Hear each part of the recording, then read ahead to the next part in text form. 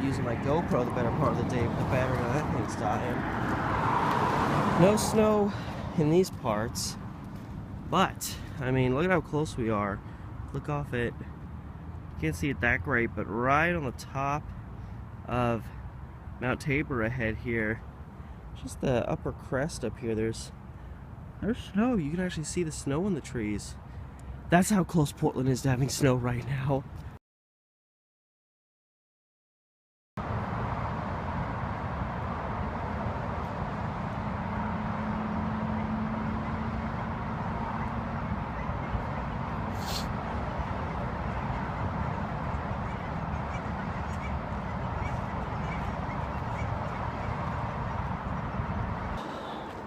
On a side note, as I approach my workplace to start my day, y'all people need to take care of your cars.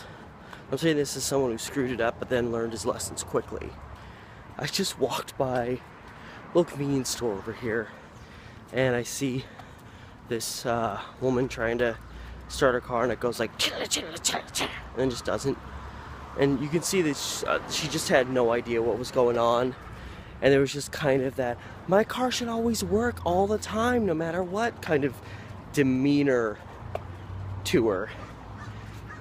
And as I walked by, like, I could smell, and mind you, I'm about 30 feet away. I could just smell the engine. I could smell the oil burning. I could just smell that was probably a car that was in pretty good shape a couple months ago. And there's obviously something wrong, and I don't know. You know, I talked about this on my other channel. This crazy chick that I took to prom many moons ago, who just wouldn't get the hell out of my life.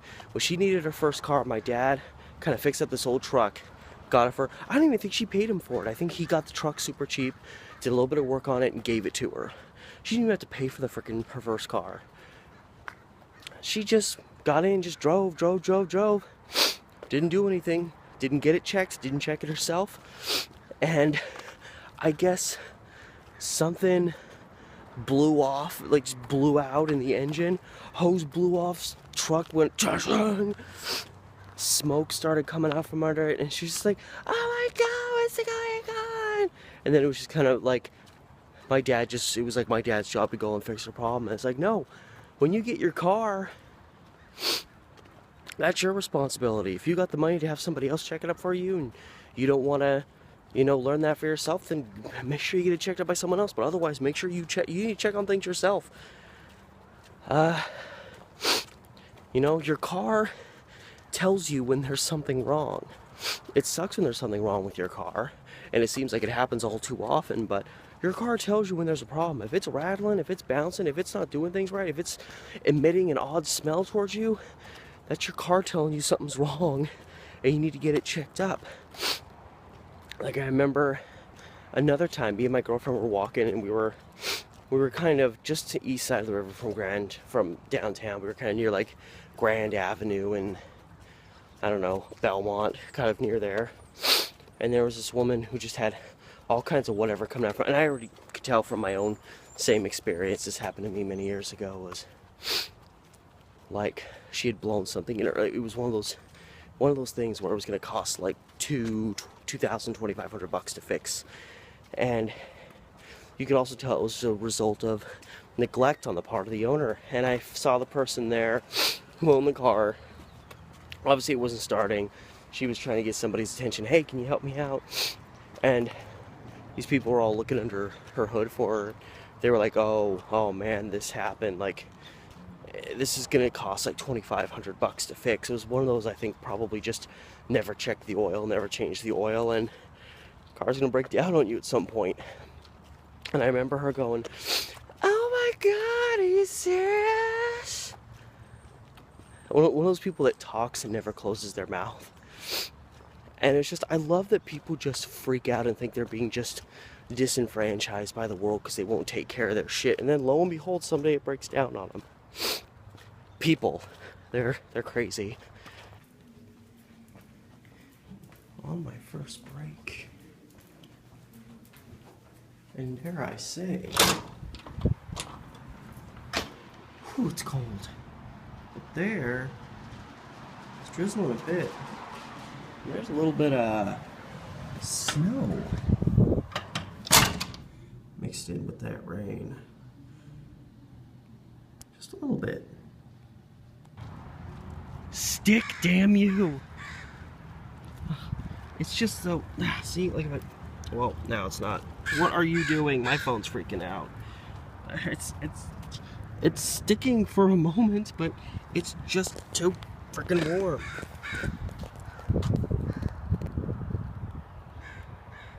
37 degrees. It's looking like I'm getting legit snow shit in my face. What's it? Oh god, it's getting all over my phone. I mean, they're implying constant precipitation.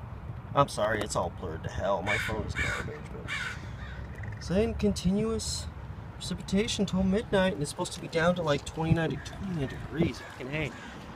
So it's coming down, it's just not sticking. Stick, you son of a bitch. Is it okay, I thought it was sticking a little bit over there, but it's not. It's just too damn warm. It's snowing. It's just not cold enough. You make the snow stick. I love this. So of course, the main topic of controversy is the way the NFL and the Super Bowl just drop-kicked SpongeBob fans in the face during their halftime show last night. But I mean, what do you expect when you've got douchebags like Maroon 5 headlining the Super Bowl? Someone came in and left us a little bit of SpongeBob art. That, I mean, you have to work here to understand some of them. But this one, I mean, this is a classic. This is the one I really love. Are you saving 20% with movie club? I love it.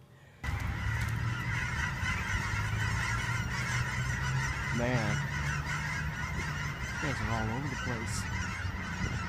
It was so loud coming up, it was like a moment out of the birds. It's a huge conglomerate of these guys. Howdy. I'm actually heading to the Dollar Tree on my half because I already ate. So oh Jesus. It's not sticking, but God love the snow. It's trying. I'm gonna go to the Dollar Tree and see if I can find some odd, interesting whatchamahoozits. Oh man. Rip it. It's been a long time. I'm gonna get the patriotic one now. Well, at least someone's getting to enjoy the snow a little bit. Oh man, my nose is running like crazy. This train needs to show up.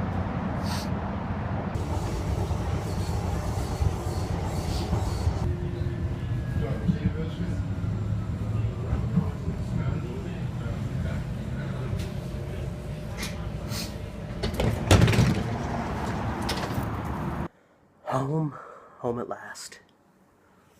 Okay, so the big thing on every Portland Trailblazer fan's mind, and if you don't know, you know probably if you've watched my amateur historian channel. I'm a big Blazer fan. I've been a big Blazer fan since I was 9.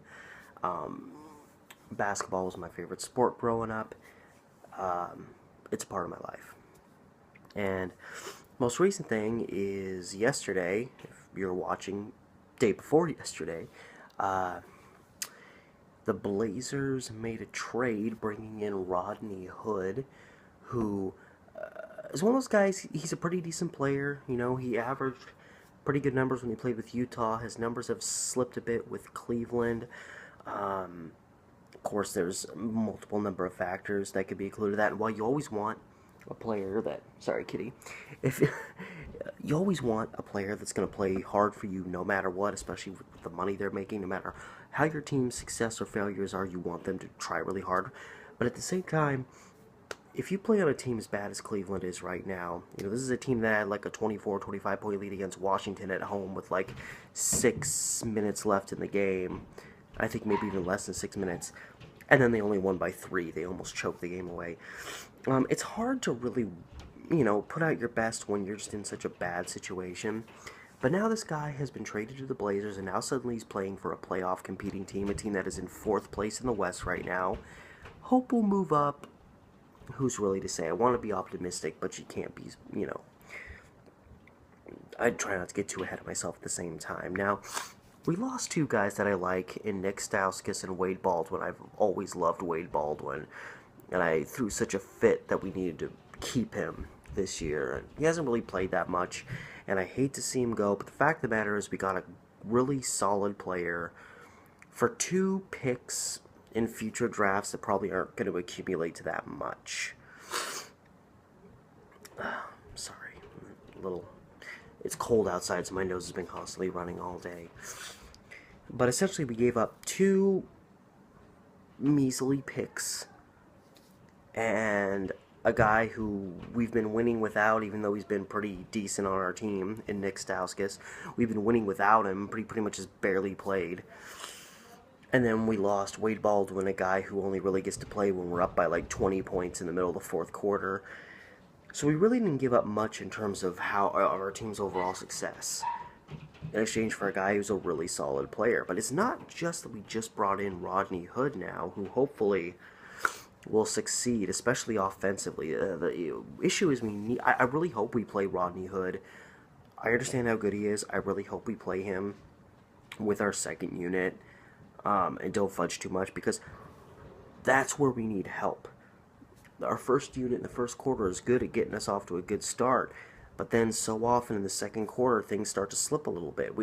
Our second unit is this group of guys that, they can come in and play 6-7 minutes, score 25 points, and just lights out. There's other games they play 6 or 7 minutes, they score 6 points, and we have to shuffle the starters back in before things get out of hand. So I think Rodney Hood would be really good at that second unit.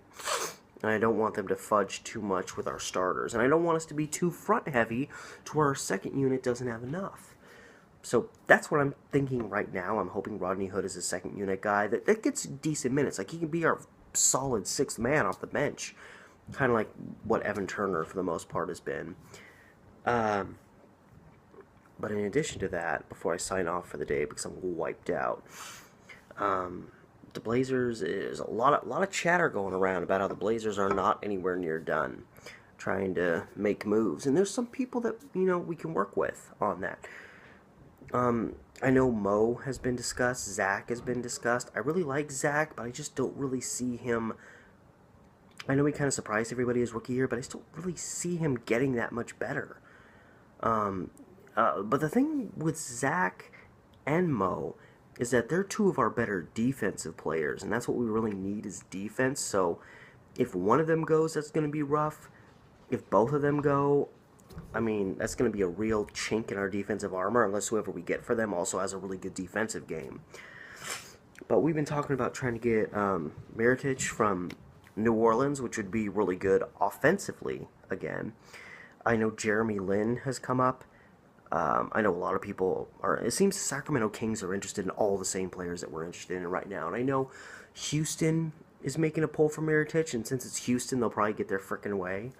So Lord knows they need more people. I know James Harden is playing lights out, but it's because he kind of has to, because Houston has no depth. They didn't have any depth last year. That was their biggest weakness, in my opinion. And they are even more thin now.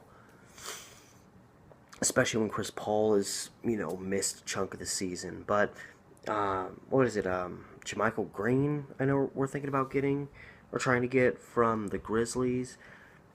There's a guy from Orlando, I think all I know is stuff is happening. By the time this video goes up, we may have made another trade. I don't know.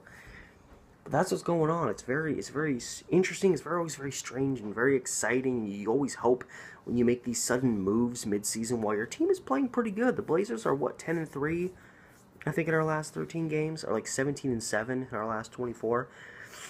And you hope stuff like this doesn't screw the team up, but, fingers crossed all around that Hood ends up working out. He doesn't end up being like Aaron Aflalo back in 2015 when we really wanted to make a title run.